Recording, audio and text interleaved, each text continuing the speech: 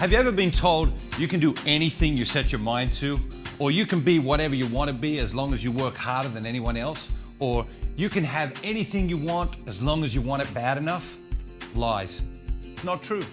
They're nice ideas, but they're just not true. It wouldn't have mattered how hard Mother Teresa had worked at it or wanted it. She was never going to play basketball in the NBA.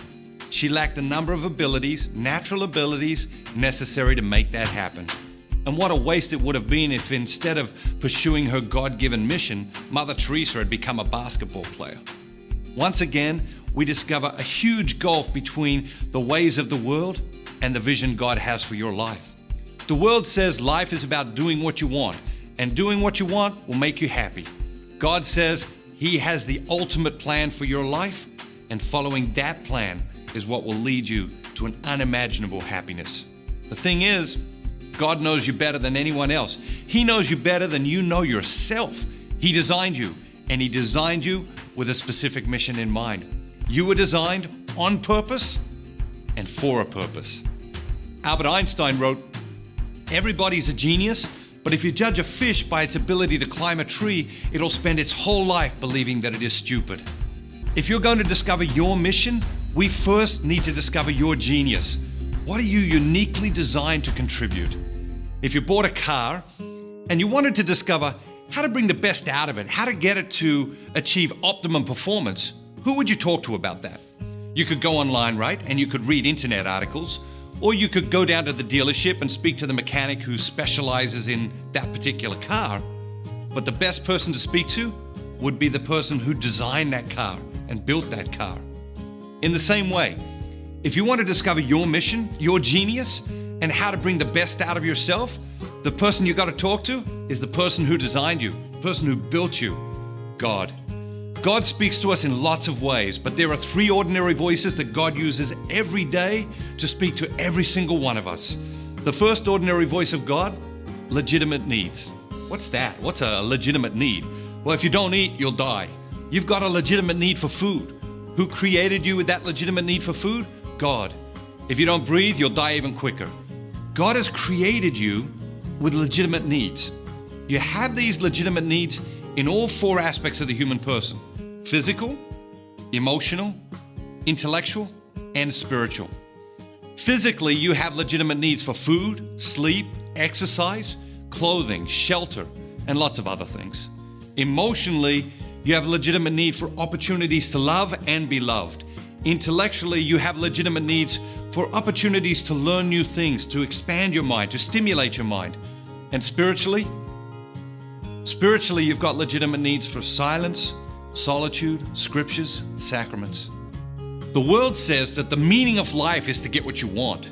The world says you'll be most fully alive when you get what you want. But it's not true.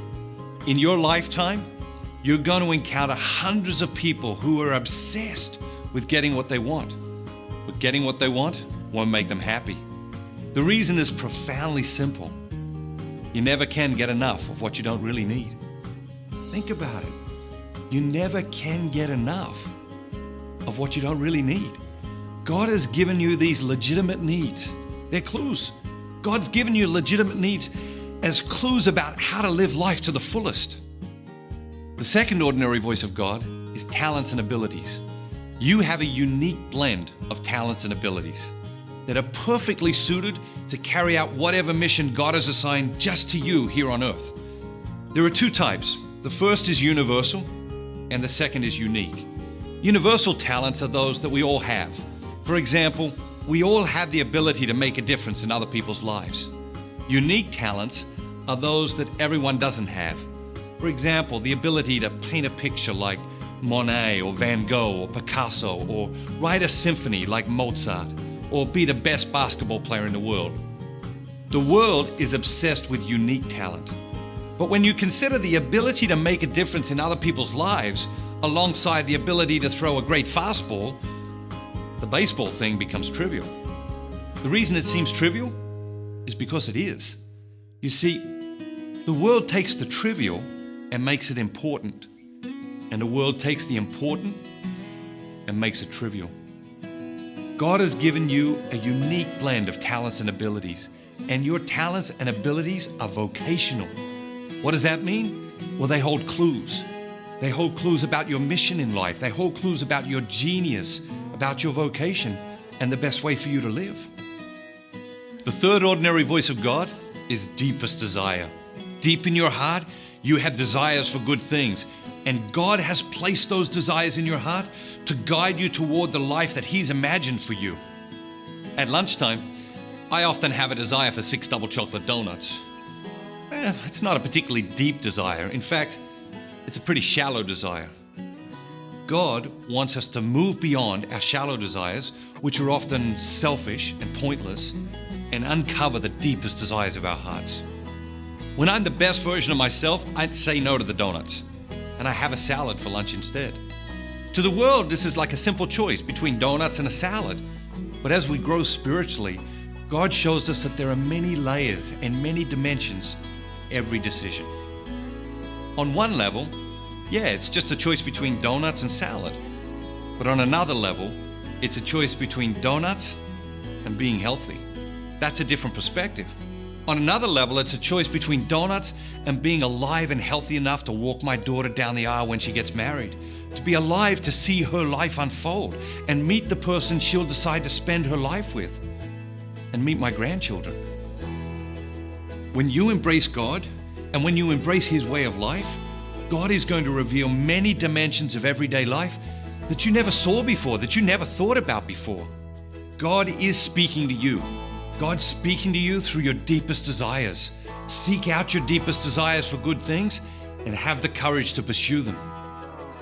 The most common preface to any sentence in the Bible is God said. God said to Adam, God said to Noah, God said to Moses, God said to Abraham. God spoke to everybody. It isn't that God has stopped speaking, but that humanity has stopped listening. God speaks to us in so many ways. God is speaking to you. He speaks to us through prayer, through the scriptures, through the sacraments, through the life, teachings, and history of the church.